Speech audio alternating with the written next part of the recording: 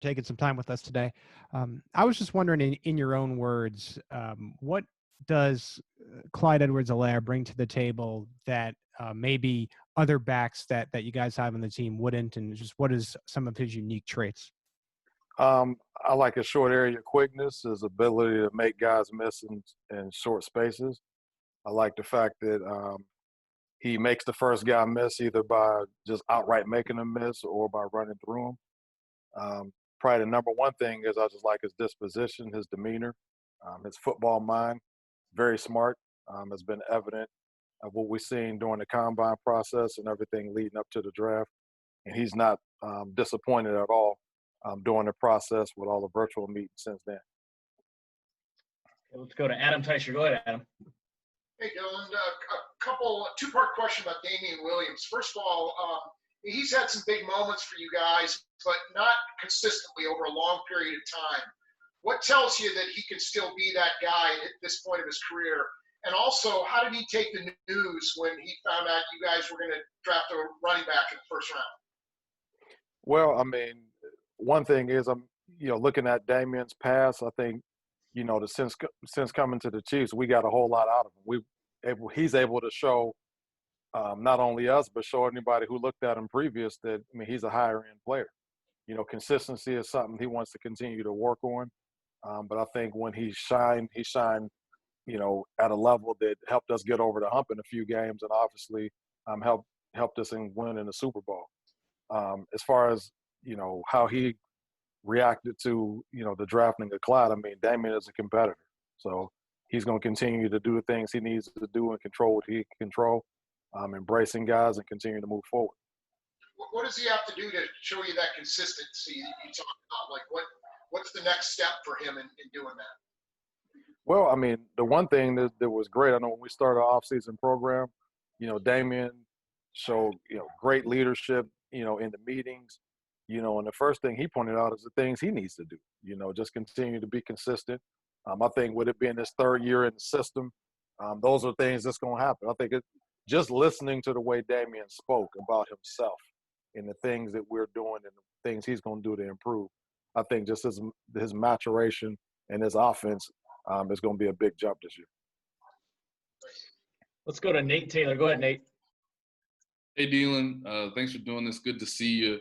I have a two-part question. The first part is about as you're with Eric and Andy and even Mike Kafka trying to understand where the offense may go next, how fun or interesting has it been to not only understand what Clyde is getting from the playbook so far, but what you guys can sort of create with him and sort of what his role may be coming next year? And then secondly, you guys drafted a running back last year in Darwin Thompson, and I know he's been eager to sort of show himself in a different maybe opportunity or a different light in year two. Just what can you take from his performance in a limited role last year, and what are you guys sort of pointing him towards for year two? Well, one thing is what I found out is just, everybody in this offense, all of the halfbacks need to be able to do everything. So they need to be able to do everything, and then we'll let everything sort itself out from there. So, Clyde, he's not going to be pigeonholed and then, hey, man, this guy's a third down back, or this guy's this, this guy's that. He's going to take on everything that the offense has, and then we'll let the chips fall where they may. Same thing with Darwin. It's going to be an opportunity for him this year. Another guy I'm very excited about. He had a whole lot of things last year that didn't necessarily work against him. It was just the fact that he was a rookie. He had some limited opportunities. He did some things that was good. He did some things he needed to improve on. And he took, inventory of the things he needed to improve on, and he's ready to come out and do those things. So, again, a room full of great competitors, a bunch of great players, guys that can do a bunch of things. And the beauty of this is once we're able to get back on the field, we're going to be able to start sorting out where guys fall. But in the meantime, every man in that room is preparing to do everything. Okay, let's go to Herbie Teope. Go ahead, Herbie. Hey, Coach, appreciate your time here. Hope you're well. You too. Hey, we had Tyreek Hill a couple of weeks ago. We asked him about his excitement level of getting a guy like Clyde Edwards-Helaire in the offense, and he kind of compared his skill set to Darren Sproles. Mm-hmm. How much do you see in Clyde Edwards, and when you compare the two, do you see a lot of Darren Sproles in him as well? Well, I mean, you start looking at stature and you start just, comparing guys to other people. I don't know. I mean, you see those, you look at the stature and the body build and everything. Yeah, you can start doing those things, but until I'm on the, get him on the field on this level, you know, and we start doing some of the things we ask him to do on this level, I don't think that's a fair comparison until Clyde actually put his cleats on and put a Chiefs uniform on and go out there and start balling, which I expect him to do, and then we'll go from there. Let's go to Pete Sweeney. Go ahead, Pete.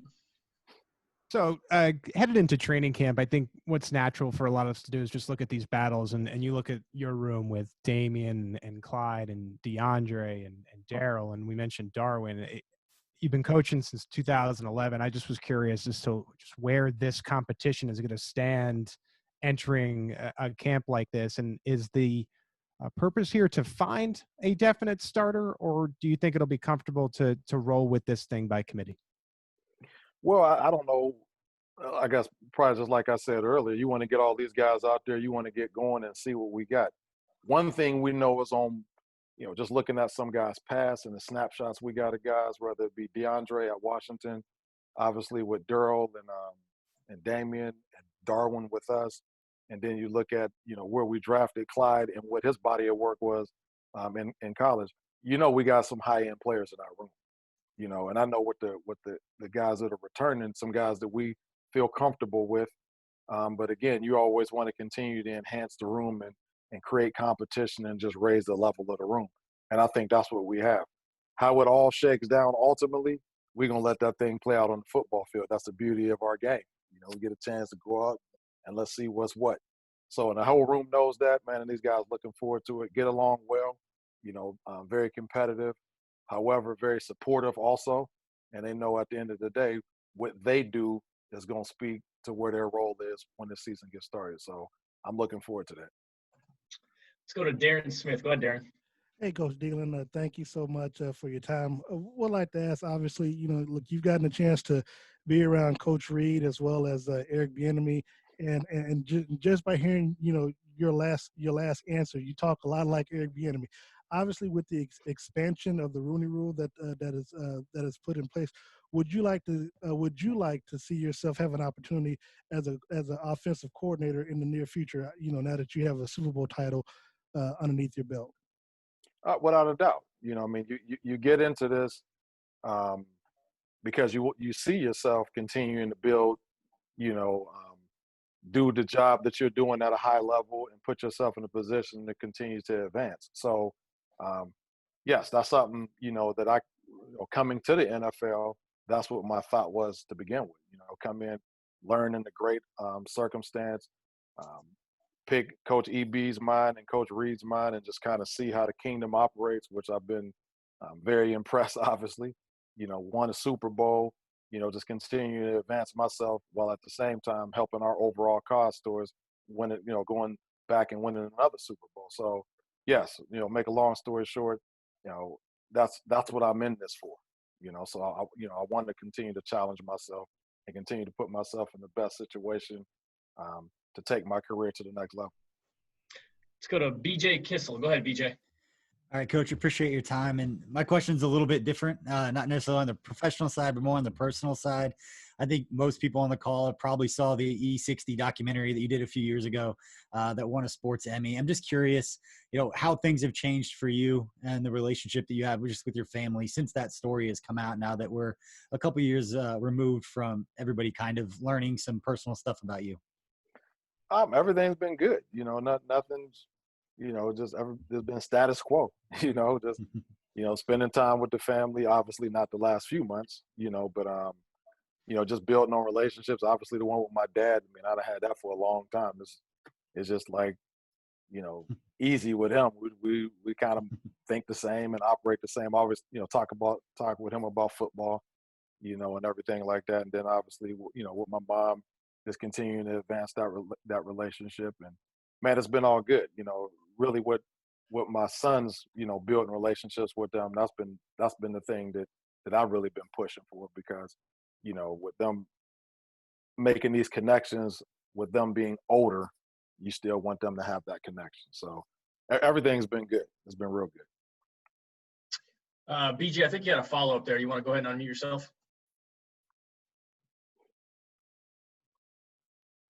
Yeah, sorry about that. I just wanted to, you mentioned your sons, and I know that on social media you see them, all the offers they're getting there putting out. Just how do you kind of take the coaching hat off and put the dad hat on? And how do you deal with that dynamic? Are you the coach, or are you the dad, or you try to play the middle a little bit?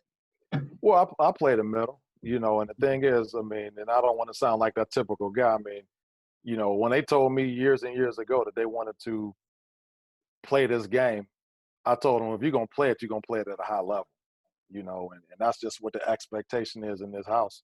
That if you're going to participate in something, you're going to try to be the best, and those guys have all embraced that, working hard.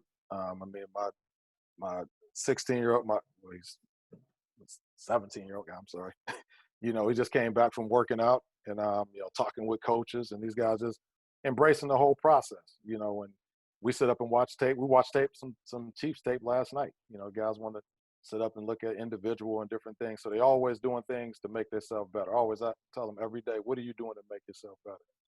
And one thing I guess I could say in conclusion during this recruiting process for these guys, the feedback I've been getting from coaches has been like, man, these guys are like years ahead of their peers as far as just their demeanor and just their football IQ. So it's been good to watch. It's been fun. All right, guys, we got time for a couple more. We'll go Sam McDowell, and then Nate, you can close us out. Go ahead, Sam. Hey, Coach. We've heard a lot about what you thought of Clyde, but I'm just wondering if you can sort of backtrack to a month ago and just your reaction when you learned that was going to be the pick. Well, it's funny, we're sitting there, obviously we're at home and the whole thing going on. And as we're getting closer to that pick, we're on the little website that we were on. And I get a call from the draft room. I'm like, oh, shoot. Yeah, I knew it. Wow, it's about to go down. They calling me in there for something.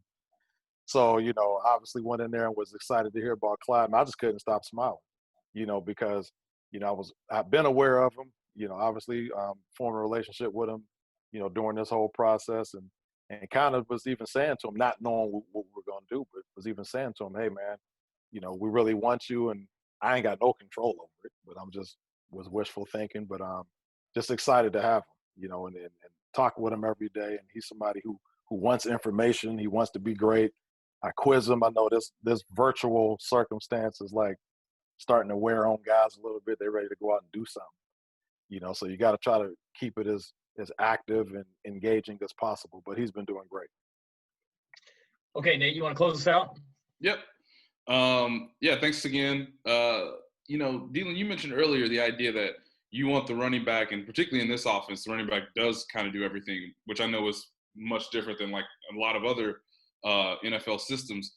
In these meetings, because you're looking at film of last year, you're installing new things, how much of this is a full function of, okay, run game, pass pro, and receiving game? How much of the breakdown has really happened throughout this remote virtual period to where you guys can sort of evaluate everything at that position? Well, I mean, it's all encompassing. So as we go through and through the phases of the off season, I mean, you when we spent a week just on a run game, we spent a week on pass protection, we spent another couple of days on routes. So I mean, it's very important, that we go through those. And what I do is I give the guys an opportunity to speak to it. You want these guys engaged. So, hey man, run it down for me, Damien. What do you think about this? So these guys will talk about their own positives and negatives. They'll talk about the coaching points because I want them to be engaged with me. I don't want to be like, hey, here's what you do. These guys will talk about, hey, coach, I really like the technique we're doing. It worked. I need to be more consistent with it, different things like that.